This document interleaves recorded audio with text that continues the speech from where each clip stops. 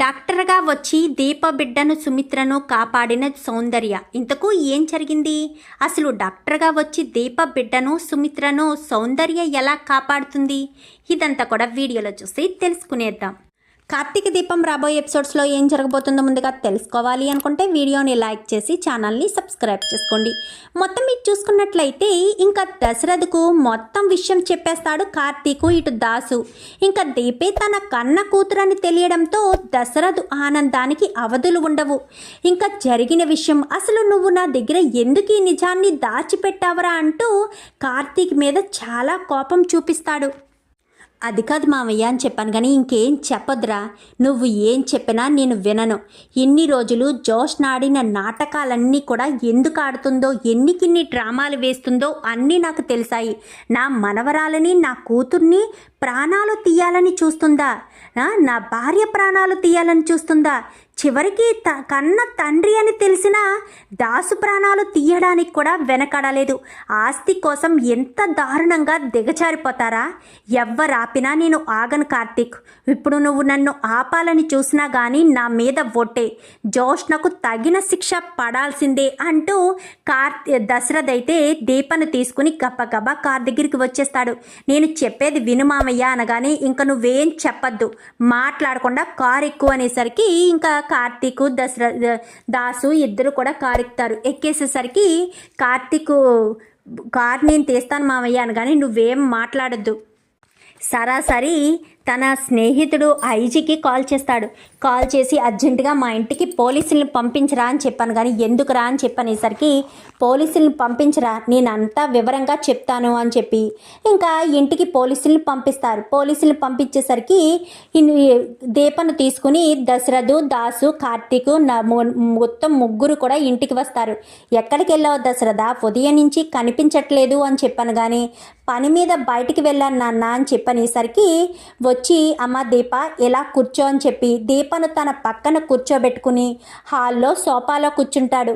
ఏమైందిరా కార్తీక్ అని చెప్పాను, కానీ నేను చెప్తాను నాన్న, ఒక్క 10 నిమిషాలు ఓపిక పట్టు, ఇలా కూర్చో, ఇలా దీప పక్కన కూర్చో నాన్న అని చెప్పనేసరికి ఏంటే దీపను తీసుకొచ్చి హాల్లో కూర్చోబెట్టాడు, మీ నాన్న కూడా వచ్చాడు అని చెప్పి అనేసరికి మా నాన్న అని చెప్పాను, కానీ అవును దసరాదే కదా మీ నాన్న అని చెప్పాను, కానీ గ్రాని నాకు బుర్ర ఈటెక్కిపోయింది. ఏం జరుగుతుందా అని తెలియని పరిస్థితుల్లో నేనుంటే నువ్వేంటి మా నాన్న మీ నాన్న అంటూ మాట్లాడుతున్నావు అని చెప్పాను, కానీ మీ నాన్నే కదే అని చెప్పి ఇంకా మాట్లాడుతుంది. మాట్లాడేసరికి నువ్వు ఇంకా నోరు మోస్తావా, నన్ను ఇరిటేట్ మాత్రం చెయ్యొద్దు అని జోష్న కాస్త అంటుంది. అనేసరికి ఇంకా ఏం మాట్లాడకుండా సైలెంట్గా ఉంటుంది. ఇంకా పోలీసులు రానే వస్తారు. జోష్న వంక దాసు అలా చూస్తూ ఉంటాడు. పోలీసులు వచ్చేసరికి రండి ఇన్స్పెక్టర్, మీకోసమే ఎదురు చూస్తున్నాను అనగానే ఎందుకు దశరథ, పోలీసుల్ని ఎందుకు పిలిపించావు అనగానే నీకు కొన్ని నగ్న సత్యాలు తెలియాలి నాన్న. ఇన్ని రోజులు మనం ఒక మోసంలో ఉండిపోయాము, ఒక అబద్ధంలో బ్రతికిపోయాం నాన్న. 1 సంవత్సరం 2 సంవత్సరాలు అనుకుంటున్నావేమో, గత 25 సంవత్సరాలుగా మనం మోసపోయే బ్రతుకుతున్నాము, మోసంలోనే బ్రతుకుతున్నాము అనగానే ఏం మాట్లాడుతున్నావురా అని చెప్పనేసరికి జోష్న ఇలా రా అని చెప్పి దశరథ్ పిలుస్తాడు. పిలిచేసరికి ముందుకు వస్తుంది జోష్న కంగారు పడుతూనే. ముందుకు రావడంతో జోష్న చంప చెల్లు మనిపిస్తాడు దశరథ్. అయితే ఆ కొట్టడు దెబ్బ వెళ్ళి సుమిత్ర అప్పుడే లోపల నుంచి బయటకు వస్తుంది. సుమిత్ర కాళ్ళ మీద పడుతుంది. కాళ్ళ మీద పడేసరికి ఏమైందిరా, జోష్నను కొడుతున్నావా అనగానే జోష్న ఎవరని అనుకుంటున్నావు నాన్న నువ్వు అని చెప్పాను, కానీ ఎవరని అనుకోవడం ఏంట్రా, నీ కూతురే కదా. కాదు నాన్న, దాసు కూతురు నాన్న అని చెప్పనేసరికి పారిజాతానికి వెన్నులో వణుకు పుడుతుంది. ఏంటి దాసు కూతురా, ఏం మాట్లాడుతున్నావు నా దశరథ అని చెప్పాను, కానీ నిజం మాట్లాడుతున్నాను నాన్న. ఇన్ని రోజులు మనం ఎవరం తెలుసుకోలేని నిజం మాట్లాడుతున్నాను. మనం ఇన్ని రోజులు మోసపోయాం కదా నాన్న, ప్రతి క్షణం కూడా మోసపోతూనే ఉన్నాం. ఎందుకంటే ఇన్ని రోజులు మన ఇంటి అసలైన వారసురాలు జోష్న అని అనుకున్నాము. అనుకునేటట్టుగా బాగానే ప్లాన్ చేసావు పిన్ని, కానీ నీకు జీవితాన్ని ఇచ్చిన మా నాన్న రుణం ఎంత బాగా తీర్చుకుంటావని అస్సలు అనుకోలేదు అని చెప్పాను, కానీ పారిజాతం ఏం ప్లాన్ చేసిందిరా, ఏం ప్లాన్ చేసిందో చెప్పనా నాన్న. పిన్ని నేను చెప్పను అనగానే ఇంకా వణికిపోతూ ఉంటుంది. వద్దు దశరథ, వద్దా అంటే ఎలా కుదురుతుంది పిన్ని? ఖచ్చితంగా తెలియాలి కదా. నీ మెడలో తాళి కట్టి నీకు గొప్ప జీవితాన్ని ఇచ్చాడు మా నాన్న. లేదంటే ఒక పని మనిషిగా నీ జీవితాన్ని వెళ్ళబుచ్చుకునేదానివి. అలాంటిది నీకు మా నాన్న మెడలో తాళి కట్టి నీకు జీవితాన్ని ఇస్తే నువ్వు మా నాన్నకే కాదు మాకే జీవితాలు లేకుండా చేయాలని చూసావు. చాలా గొప్పదానివి పిన్ని నువ్వు అని చెప్పాను. కానీ అసలు ఏమైందిరా అని చెప్పాను. కానీ జోష్న ఎవరో కాదు నాన్న, పారిజాతం పిన్ని మనవరాలు, అంటే దాసు కూతురు. దాసు కూతుర్ని తీసుకొచ్చి నా కూతుర్ని చేసి నా కూతుర్ని రోడ్డు పాలు చేసింది ఈ పిన్ని. పసిబిడ్డలుగా ఉండగానే ఉయ్యాల్లో బిడ్డల్ని మార్చేసింది నాన్న. ఆ రోజు నీకు గుర్తుందా? బిడ్డ పుట్టగానే మనం చేతుల్లోకి తీసుకుంటే ఎవరి చేతుల్లోనూ ఏడు పాపలేదు, కానీ పిన్ని చేతుల్లోకి తీసుకోగానే ఏడు పాపింది. ఎందుకు ఆపింది అనుకుంటున్నావు? ఎందుకంటే తనది ఒకే రక్తం కాబట్టి. నానమ్మను చూడడంతో తను ఏడు పాపింది అంటూ మాట్లాడేసరికి ఒక్కసారిగా ఇంకా శివనారాయణ షాక్ అయిపోతాడు. ఏంట్రా నువ్వు చెప్పేది అనగానే, నిజం చెప్తున్నాను నాన్న, అబద్ధం అనుకుంటున్నావా? దీనికి ప్రత్యక్ష సాక్షి ఎవరో తెలుసా? దాసే బిడ్డల్ని మార్చడం ఇవన్నీ చూశాడు. కానీ అప్పుడు చెప్పే ధైర్యం లేక వాడు 25 సంవత్సరాల తర్వాత వచ్చి అసలు ఆ బిడ్డను ఆ రోజు ఎవరు తీసుకువెళ్ళాడో చూసుకుని ఆ బిడ్డ ఇప్పుడు ఎక్కడుందో ఏం చేస్తుందని వివరం మొత్తం వెతికి చివరికి తీసుకొచ్చి నీ పక్కన నిలబడేటట్టు చేశాడు అనేసరికి ఒక్కసారిగా పారిజాతం షాక్ అయిపోతుంది. పక్కన నిలబెట్టేటట్టు చేయడమేంటి? ఎవరు దశరథ? నా మనవరాలు ఎవరు అనగాని, నీ పక్కనే నిలబడింది కదా నాన్న, దీపే ఇంటి అసలైన వారసురాలు అని చెప్పనగానే ఒక్కసారిగా ఇంకా శివనారాయణ షాక్ అయిపోతాడు. ఏంట్రా దీప ఇంటి వారసురాలా అనగానే, మరి ఇంటి పని మనిషిలా ఉంది కదరా అని చెప్పనేసరికి, ఇంటి పని మనిషిని చేసింది నాన్న. ఇంటి పని మనిషి కూతురు ఇంటి యజమానురాలైంది.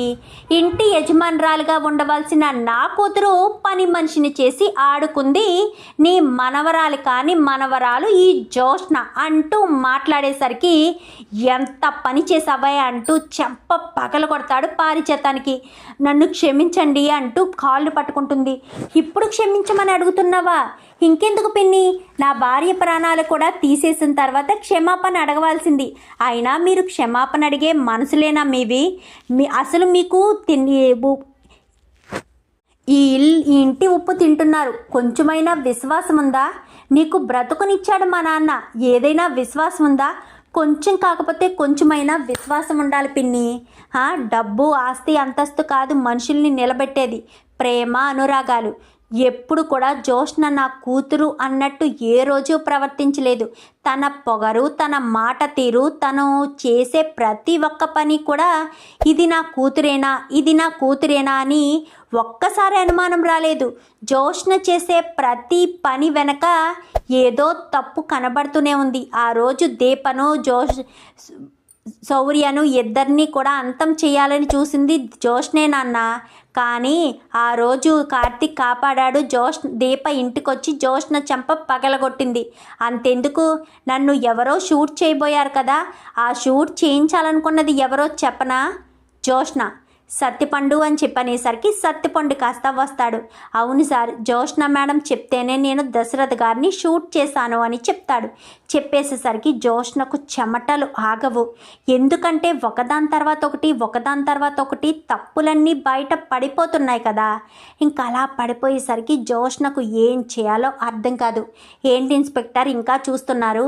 మమ్మల్ని గత 25 సంవత్సరాలుగా ఇంటి వారసురాలు కాకపోయినా ఇంటి వారసురాలని నమ్మించింది ఈ ఆడది. ఈవిడేమో బిడ్డల్ని మార్చింది. నా ఇంటి వారసురాల్ని నాకు 25 సంవత్సరాలు దూరం చేసింది. ఇద్దరి మీద నేను చీటింగ్ కేసు పెడుతున్నాను. కేసును ఖచ్చితంగా స్ట్రాంగ్గా పెట్టండి, ఎలాంటి బెయిలు ఏమీ లేకుండా స్ట్రాంగ్గా ఉండాలి అని చెప్పి మాట్లాడేసరికి అలాగే అని చెప్పి ఇంకా ఇన్స్పెక్టర్ కాస్త అక్కడి నుంచి జోష్నను పారిజాతాన్ని అరెస్ట్ చేసి తీసుకుని వెళ్ళిపోతారు. ఇంకా వాళ్ళని అరెస్ట్ చేసి ఇలా తీసుకు వెళ్ళడంతో ఇంకా హారిక అయితే ఫోన్ చేస్తుంది కార్తిక్కి. కార్తిక్, అర్జెంటుగా మీ అత్తను అలాగే దీపని తీసుకుని అర్జెంటుగా హాస్పిటల్కి రండి. ఒక స్పెషలిస్ట్ డాక్టర్ వచ్చారు. ఆవిడ 1 అవర్ మాత్రమే ఇక్కడ ఉంటాను అని చెప్పాను. ఒక్కసారి మీ కేసును చూస్తే దీప కడుపులో ఉన్న బిడ్డకు ఎలాంటి ప్రమాదం లేకుండా ఆవిడ ఆపరేషన్ చేస్తారు. ఆవిడ ఇలాంటి ఆపరేషన్స్ ఎన్నో చేశారు. క్రిటికల్ ఆపరేషన్స్ కూడా చాలా సక్సెస్ అయ్యాయి అని చెప్పనేసరికి ఓకే అని చెప్పి ఇంకా అక్కడిని కార్తిక్ కాస్త అత్తయ్య మామయ్య అందరూ పదండి హాస్పిటల్కి వెళ్ళాలి, దీప పద అని చెప్పాను. కానీ ఏంటి కార్తిక్ అనేసరికి ఎవరో స్పెషలిస్ట్ వచ్చారంట.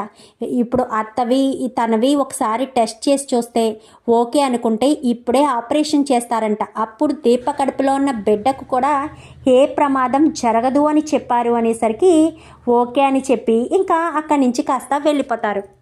ఇంకా బయలుదేరతారు. ఇంకా హాస్పిటల్కి వెళ్ళిన తర్వాత డాక్టర్ అని చెప్పాను కానీ రండి కార్తిక్ రండి అని చెప్పనేసరికి నేను చెప్పిన పేషెంట్ ఈవిడే అని చెప్పాను. కానీ ఒక్కసారి ఇలా రండి అని చెప్పి సౌందర్య మత డాక్టర్ దగ్గరికి వచ్చాక చూస్తుంది. రిపోర్ట్స్ ఏవి హారిక అని చెప్పాను. కానీ రిపోర్ట్స్ చూస్తుంది. ఈవిడ బాగా సీనియర్ డాక్టర్ అన్నమాట. ఏవైనా స్పెషల్ కేసెస్ ఉంటే మాత్రమే ఇలా చూస్తారు. హారిక బాగా తెలియడంతో ఒకసారి పలకరించి వెళ్దామని వచ్చిన ఆవిడకి కేసు గురించి చెప్పడంతో ఇంకా వెంటనే ఒకసారి చూపిద్దామన్న ఉద్దేశంతో వస్తారనమాట.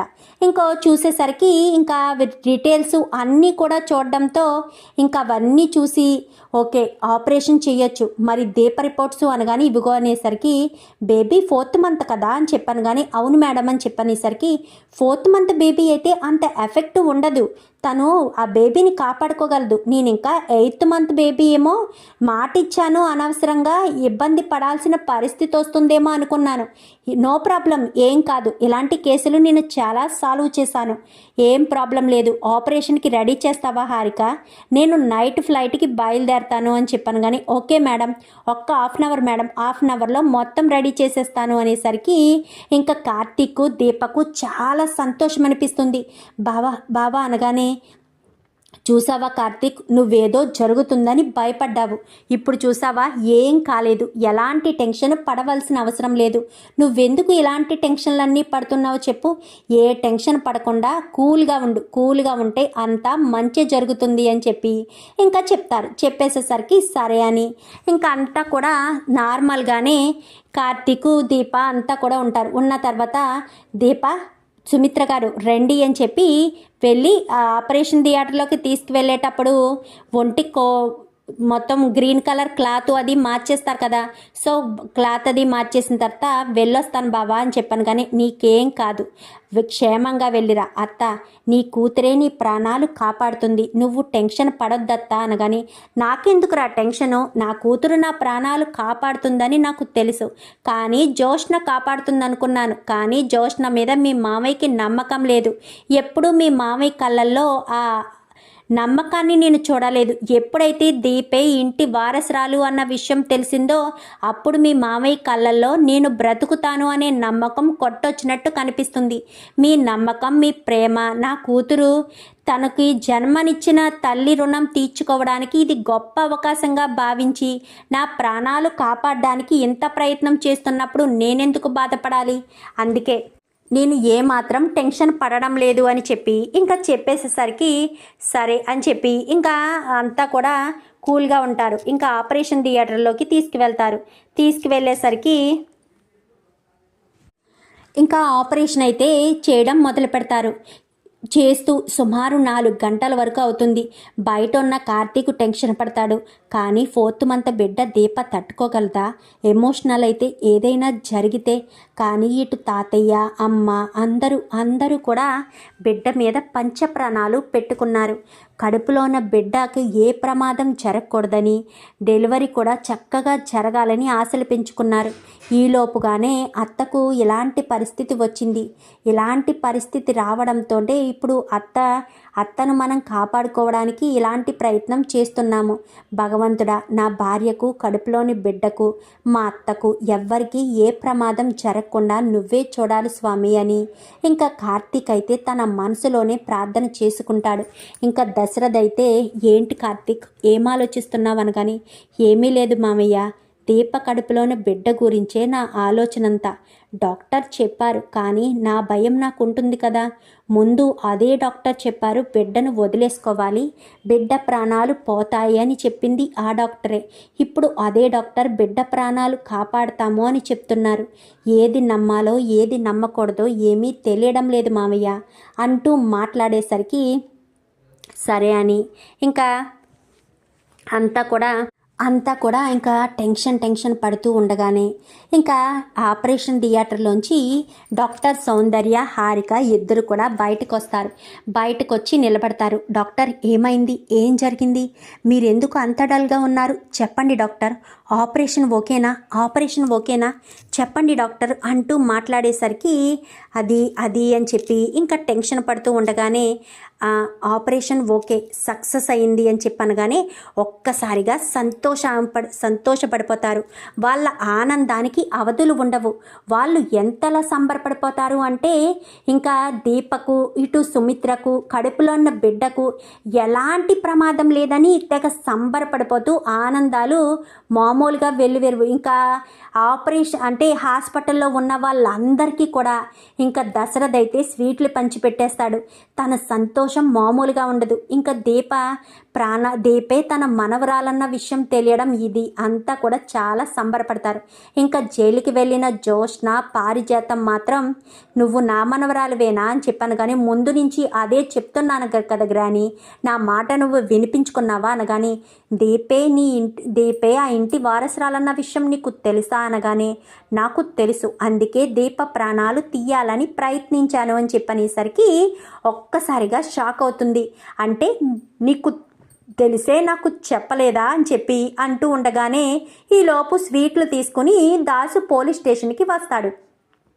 ఏంటమ్మా ఎలా ఉన్నారు అనగానే నేను బాగానే ఉన్నాను రా అని చెప్పనేసరికి సుమిత్ర వదినకు ఎలాంటి ప్రాణాపాయ పరిస్థితి లేదు, సుమిత్ర వదిన క్షేమంగానే ఉంది, సుమిత్ర వదిన్ని కాపాడేశారు, దీప కడుపులోన బిడ్డకు కూడా ఏ ప్రమాదం జరగదు, అర్థమైందా అని చెప్పనేసరికి అది సరేరా అని చెప్పనగానే నువ్వు ఇక్కడికి ఎందుకు వచ్చావు అనగానే నువ్వు నీ మనవరాల్ని చాలా బాగా నమ్ముతావు కదమ్మా, పాపమని నీ మనవరాలకి శిక్ష పడింది అని నువ్వు భావిస్తున్నావా అని చెప్పనగానే అవునరా నిజమే, ఇది ఏ తప్పు చేయలేదురా, బిడ్డల్ని మార్చడం నేను చేసిన తప్పే, పాపం నా వల్ల ఇది శిక్ష అనుభవిస్తుంది, పాపం ఇది ఏ తప్పు చేయలేదు అనగానే అవునా, ఏ తప్పు చేయలేదా దీపా నువ్వు, నేను నా గురించి 2 విషయాలు చెప్పాలమ్మా అని చెప్పాను. కానీ వద్దు నాన్న చెప్పొద్దు అనేసరికి నీ గురించి 2 విషయాలు చెప్పడం ఏంట్రా, అసలు నీ గురించి నాకు తెలియని విషయాలు ఏమున్నాయి అనగానే నీకు తెలియని విషయాలు ఏమున్నాయో చెప్పనా, నాకు కొన్ని నెలల క్రితం తలకు దెబ్బ తగిలింది గుర్తుందా అని చెప్పాను. కానీ అవును, ఏం జరిగిందో నీకు గుర్తులేదని చెప్పావు కదా, గుర్తు లేదు అని నేను చెప్పినా నాకు తల మీద ఎవరు కొట్టారో, నా ప్రాణాలు ఎవరు తీయాలనుకున్నారో నాకు తెలుసు అని చెప్పనేసరికి ఎవరు తీయాలనుకున్నారా నీ ప్రాణాలు అని చెప్పనగానే ఎవరు తీయాలనుకున్నారో తెలిస్తే నువ్వు ఊరుకుంటావమ్మా, నువ్వు తట్టుకోగలవా లేక తట్టుకుని బ్రతకగలవా అంటూ మాట్లాడేసరికి ఎవర్రా నిన్ను కొట్టారు చెప్పరా అనగాని నీ పక్కన ఉంది కదా, తానే నా తల మీద కొట్టి నా ప్రాణాలు తీయాలని చూసింది అనేసరికి ఒక్కసారిగా పారిజాతం షాక్ అయిపోతుంది.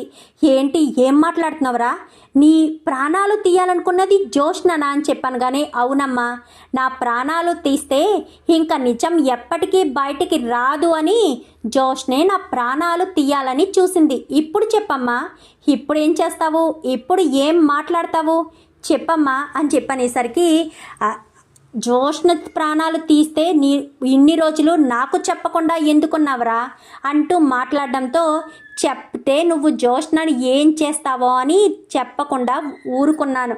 కానీ ఇప్పుడు చెప్పక తప్పడం లేదు. దీప ప్రాణాలు తీయాలని చూసింది జోష్నే, దశరథ్ అన్నయ్య ప్రాణాలు తీయాలని చూసింది జోష్నే, నా ప్రాణాలు తీయాలని చూసింది కూడా జోష్నే. మరి నన్ను ఎవరు కాపాడారో తెలుసా, దశరథ్ అన్నయ్యే సమయానికి వచ్చి నన్ను కాపాడాడు. అన్నయ్య గనక రావడం ఒక్క క్షణం ఆలస్యమైనా కానీ నేను ప్రాణాలతో బ్రతుకుండేవాడిని కాదు. నీ కంటి ముందు నీ కొడుకు కనిపించేవాడు కాదు. అసలు నువ్వు బిడ్డల్ని మార్చింది నా భవిష్యత్తును మార్చడం కోసమే కదా. నా భవిష్యత్తే లేకుండా చేయడానికే నీ మనవరాలు నా ప్రాణాలే తీయడానికి చూసింది అంటూ ఇంకా చెప్పేసరికి జోష్న చెంపలు వాయి కొడుతుంది. ఇంకా సెల్లోనే పారిజాతమైతే ఏంటి ఇక్కడ గొడవ ఏంటి అని చెప్పాను కానీ గ్రాని ప్లీజ్ గ్రాని వదిలే గ్రాని తప్పు అయిపోయింది గ్రాని. అప్పుడు నిజం బయటపడకుండా అనగానే నువ్వు మీ నాన్న ప్రాణాలు తీయడానికే వెనకాడిన దానివి నా ప్రాణాలు తీయడానికి కూడా వెనకాడే మనిషివి కాదేమో కదా అని చెప్పాను కానీ అది కాదు గ్రాని అని చెప్పనేసరికి చెప్పు నా ప్రాణాలు తీయడానికి కూడా వెనకాడని మనిషివే కదా నువ్వు అని చెప్పాను కానీ అది అనేసరికి ఎందుకు తీదమ్మా జన్మనిచ్చిన తండ్రినే వదలలేదు నిన్నెందుకు వదిలిపెడుతుంది. నువ్వు బిడ్డల్ని మార్చావు కాబట్టి నీ మీదేదో ప్రేమ ఉంటుంది కానీ తన దాకా వస్తే ఖచ్చితంగా నీ మీద కూడా పగ తీర్చుకుంటుంది జోష్న అంటూ మాట్లాడేసరికి ఇంకా పారిజాతం జోష్నను అసహించుకుంటుంది. ఇంకా దాసు అక్కడి నుంచి హాస్పిటల్కి వచ్చేస్తాడు.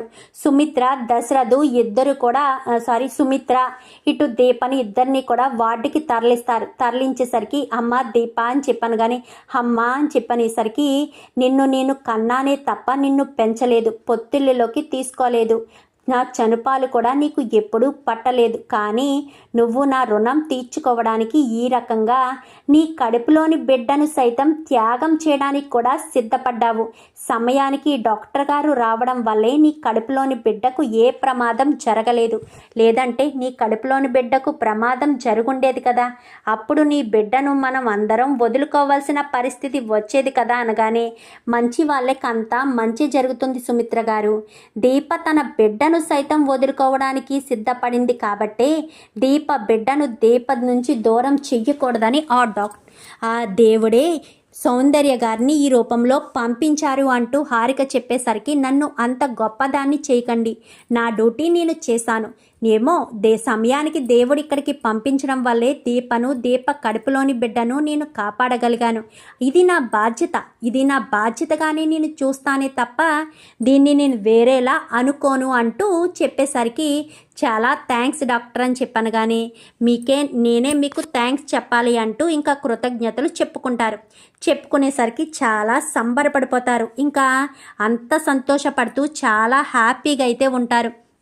హ్యాపీగా ఉండేసరికి ఇంకా కార్తీకు దీప చాలా సంతోషంగా ఉంటారు. బావా ఇక నన్ను నా కుటుంబానికి కలుపుతాను అని నువ్వు నాకు మాటిచ్చావు. నువ్వు మాటిచ్చినట్టే నా కుటుంబాన్ని నాకు దగ్గర చేసావా బావా అనగాని అంతే కదా దీప, నిన్ను నీ కుటుంబం దగ్గరికి కలుపుతాను అని మాటిచ్చినట్టే కలిపేశాను. ఇంకా ఎలాంటి ఇబ్బంది లేదు. జోష్నను కూడా అరెస్ట్ చేయించాను అనగాని దాసుమామయ్య బాధపడతాడు కదా అని చెప్పనేసరికి దాసుమామయ్య బాధపడే మనిషి కాదు. నీకు ఎప్పుడూ అన్యాయం జరగాలని ఎప్పుడూ చూడలేదు. నీకు న్యాయమే జరగాలని దాసుమామయ్య ఎంతగానో ఆరాటపడ్డాడు. ఇప్పుడు దాసుమామయ్య కూడా చాలా సంతోషపడుతున్నాడు అనేసరికి అవునమ్మా దీప, నువ్వు ఎప్పుడూ సంతోషంగా ఉండాలి. నువ్వు సంతోషంగా ఉంటే నీ చుట్టూ ఉన్న ఇంకొక 10 మంది సంతోషంగా ఉంటారు. ఆ సంతోషాన్ని నువ్వు పంచుతావు అంటూ ఎంతగానో గర్వంగా చెప్పేసేసరికి చాలా సంతోషపడుతూ ఇంకా హ్యాపీగా ఉంటారు అందరూ కూడా. జోష్న మాత్రం వీళ్ళని ఎట్టి పరిస్థితుల్లో వదిలిపెట్టను, వీళ్ళు నన్ను ఇంతలా మోసం చేశారు, వీళ్ళు నన్ను ఇంత దారుణంగా నమ్మించి మోసం చేశారు, ఇప్పుడు నేను అని ఇంకా జోష్న మాత్రం పగని పెంచుకుంటూ జైల్లోనే ఉంటుంది. దీప ఇటు సుమిత్ర ఇద్దరు కూడా కోలుకొని ఇంటికి తీసుకొస్తారు. ఇంటికి తీసుకొచ్చిన తర్వాత అమ్మ మీరు ఎక్కడికి వెళ్ళకండి, మీరు ఇక్కడే ఉండండి అంటూ కాంచన అందరినీ కూడా ఇక్కడే ఉంటారు. నా కూతుర్ని నా నుంచి దూరం చేయొద్దు కాంచన, నా కూతురు ఎన్ని రోజులు నా దగ్గర లేదు, ఇప్పుడు నా కూతురు నా దగ్గరికి వచ్చింది, నా దగ్గరికి వచ్చిన నా కూతుర్ని నా నుంచి దూరం చేస్తే నేను తట్టుకోలేను అంటూ చెప్పేసరికి నీ కూతుర్ని నేనెందుకు దూరం చేస్తాను, నేను దూరం చెయ్యను అంటూ చెప్పడంతో చాలా సంబరంగా అందరూ కూడా చాలా హ్యాపీగా అయితే ఉంటారు. చూద్దాం మరి రాబోయే ఎపిసోడ్స్లో ఇలాగే జరగాలని మీరు కూడా కోరుకుంటే వీడియో నచ్చితే లైక్ చేసి ఛానల్ని సబ్స్క్రైబ్ చేసుకుని పక్కనే ఉన్న బెల్ సింబల్లో ఆల్ పై క్లిక్ చేయండి. జోష్నకు తగిన శిక్ష పడాలని మీరు కూడా కోరుకుంటే కామెంట్లో ఎస్ అని టైప్ చేయండి. Thank you for watching.